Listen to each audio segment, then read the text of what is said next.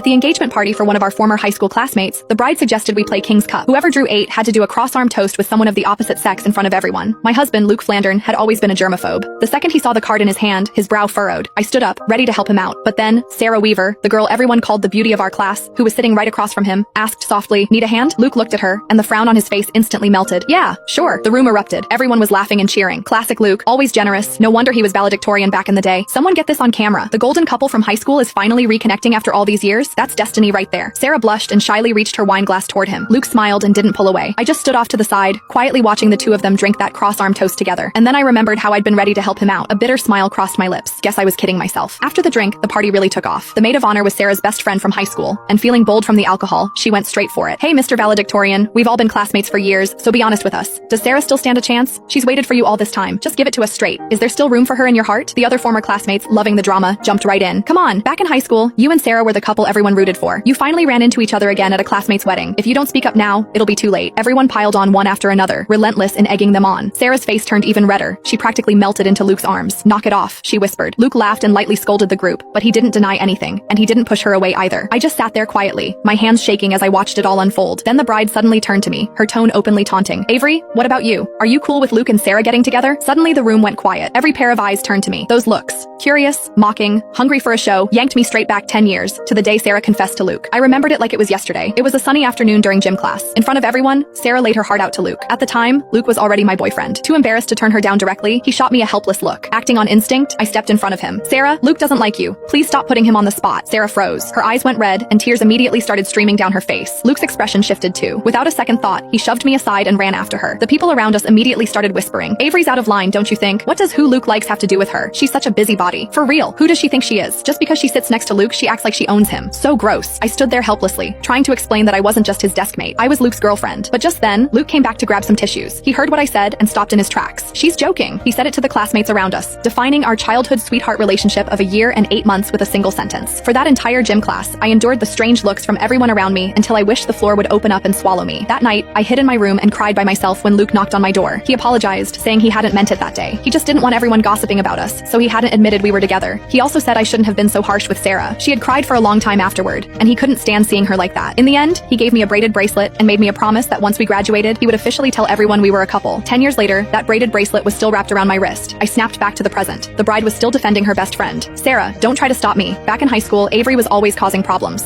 If she hadn't gotten in the way, you and Luke would have been together ages ago. You never would have had to wait this long. Avery ruined your happiness. Today, I'm getting to the bottom of this. Avery, answer me. Do you support Luke and Sarah being together or not?" The bride glared at me aggressively as the whole room fell silent. Under the stares of countless